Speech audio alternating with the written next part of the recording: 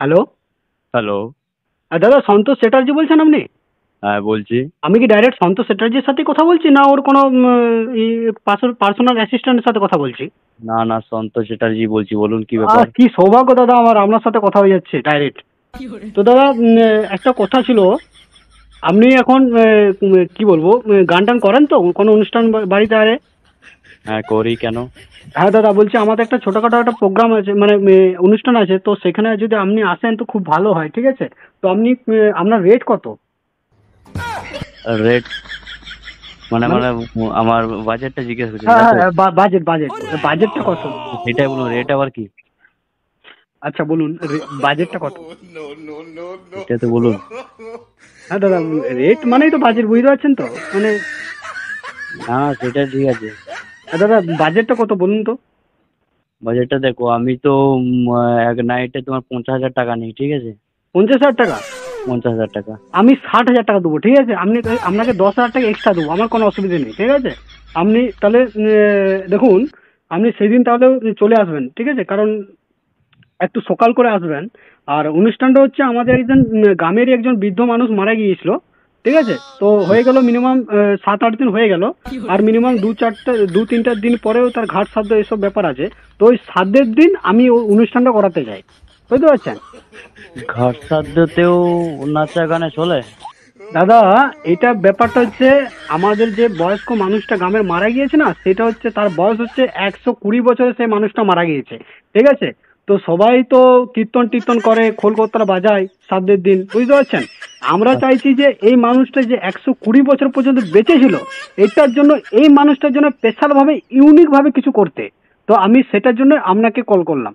আপনার গান টান শুনেছি ইউটিউবে, ফেসবুকে, তারপর লাইভও আপনার কাছে দেখা, মানে লাইভ দেখিনি, তো লাইভ দেখার সৌভাগ্যটা আমরা করতে চাই, বুঝতে পারছেন? আপনাকে কাছাকাছি দেখবো, ফেস টু ফেস দেখবো, আপনার গলার গান শুনবো, আচ্ছা। বুঝতে পারছেন? তো আপনি যদি সেই দিনটা যদি আসেন তাহলে ভালো হয়। আপনার কোনো অসুবিধা আছে কি, বা অসুবিধা আছে কি? আর না সাধ্য বাড়িতে আপনি গান টান করেন না? না, না, আমি ওসব কিন্তু করি না, বাট তুমি যখন বললে। দাদা আপনাকে 60,000 টাকা দেবো, টাকা অঢেল টাকা আমাদের, বুঝতে পারছেন? আমাদের টাকা নিয়ে আপনি ভাববেন না, আপনাকে অগ্রিম আপনাকে 20,000 টাকা অ্যাডভান্স দিয়ে দেবো। সেই সব নিয়ে আপনি কোনো চাপ নেবেন না। যদি বলেন তো এখনই ফোন পেতে পাঠিয়ে দেবো। না, না, না, ঠিক আছে। কাছে যেয়ে করে দেবেন, অ্যাডভান্স পাঠিয়ে দেবেন পরে। আচ্ছা আচ্ছা। আর বলছি দাদা, আপনাকে আরেক কিছু কথা ছিল আপনার সাথে। যদি আপনি একটু সময় আছে আপনার কাছে, ফ্রি আছেন তো? ঠিক আছে, বলো। বলছি দাদা, আপনি যে বাংলা গানগুলো করেন, আপনি দেখেছি সব বেশিরভাগ বাংলা গানই করেন, ঠিক আছে? হিন্দি গান আপনার মুখ থেকে কমই শোনা যায়। তো যে বাঙালি আপনি, সেরকম বাংলা ভাষায় একটা অন্যরকম টান থাকে সবারই, ঠিক আছে? তবে আপনার এই যে গানগুলো করেন, এই ধরুন, চাঁদ কেন আসে না আমার ঘরে, তো কি আপনার কি চাঁদরা কি আপনার শ্বশুর না ভাসুর যে চাঁদরা ঘরে চলে আসবে? এইটার কি লজিক? মানে বুঝতে পারলাম না, কি বললে? না না, এই যে আপনি ধরুন যে গানটা করলেন, আমি দেখলাম এই কিছুক্ষণ আগে আপনার ভিডিওটা, ঠিক আছে? গানটা শুনলাম, চাঁদ কেন আসে না আমার ঘরে, মানে চাঁদটাকে আপনি ঘর নিয়ে আসতে চাইছেন? চাঁদরা কি আপনার শ্বশুর হয়, ভাসুর হয়, বউ হয়, না শাশুড়ি হয়, না কে বলুন তো, কে হয়? যে চাঁদটাকে আকাশে যে চাঁদরা, সেটাকে আপনি ঘরে নিয়ে আসতে চাইছেন? এইটা কোনো লজিক হলো? না, না, ওটা তো আমার জাস্ট গানটা করেছিলাম আমি। না, আপনি গানটা একটা লজিক অনুযায়ী গানটা করবেন তো।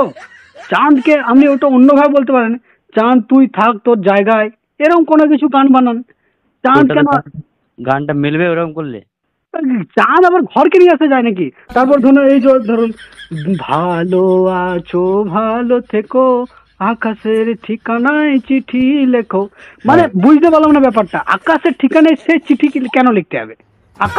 আকাশকে ঠিকানা কি পড়তে পারে? এখানে যদি আকাশ যদি একজন ব্যক্তিকে বোঝানো যেত, তাহলে মানা যেত যে হ্যাঁ, একজন আকাশ বলে একটা ছেলেকে সে চিঠি পাঠাচ্ছে, ঠিক আছে? সেটা মানা যেত। কিন্তু এখানে পুরোপুরি ভাবে বোঝানো হয়েছে আকাশের ঠিকানা, মানে আকাশকে মেঘটাকে বোঝানো হয়েছে। তো আকাশের ঠিকানায় যদি চিঠিটা লেখে, আমি ধরুন আমি আকাশের ঠিকানায় একটা চিঠি লিখলাম, চিঠিটা লিখে আকাশ থেকে পাঠিয়ে দিলাম, ঠিক আছে? সে তো আমার ঘুরে ফিরে আমার কাছেই পড়বে। তাহলে আকাশের ঠিকানাটা কি করে চিঠিটা লেখা যায়? এটা বুঝতে পারলাম না আমি। আর হ্যাঁ? এবার তোমার কি ব্যাপার বলো তো? তোমার না না, মানে কি বলতে কি চাইছো তুমি? না এগুলো যে গানগুলো, এগুলো কি লজিকটা কি এটা বুঝতে পারছি না। হ্যাঁ? গানটা কি আমি তৈরি করেছি? গানটা আপনি নাই তৈরি করেন, ঠিক আছে, কিন্তু এটা লজিক আছে বলুন? আপনি একটু ভেবে দেখুন। ভালো আছো ভালো থেকো, আকাশের ঠিকানায় চিঠি লেখো। ভালো আছো ভালো থেকো, এটাও মানা গেল, হ্যাঁ একটা মানুষকে ভালো থাকতে বলছো, কিন্তু আকাশের তো সেটা তাদেরকে বলো না যারা গানটা লিখেছে। আকাশের ঠিকানায় চিঠিতে কি করে লিখবে? তারপরে নয়ন সারসি কেন ভরেছে জলে, যাবো বলে একটু আমার সুরটা অন্যরকম হয়তো স্পেলিংও ঠিকঠাক ভুল ভাল হতে পারে। তারপরে এটা ফুল ফোটানোর ছলে ভরে দেব মধু, মানে বুঝতে পারলাম না, ফুল ফোটানোর ছলে ভরে দেবো মধু, ভরে দেবো কথাটা কি আসছে, মানে বুঝতে পারলাম না, ভরে দেবো মানেটা কি? হ্যাঁ, আরে ভাই তুমি আদৌ কি কি বলতে কি যাচ্ছো বলতো? গানটা আমি লিখেছি নাকি? না না এই যে গানটা আমি দিয়েছি? এটা ডবল মিনিং হয়ে যাচ্ছে না, ভরে দেবো মধু, ভরে কোথায় ভরে দেবেন?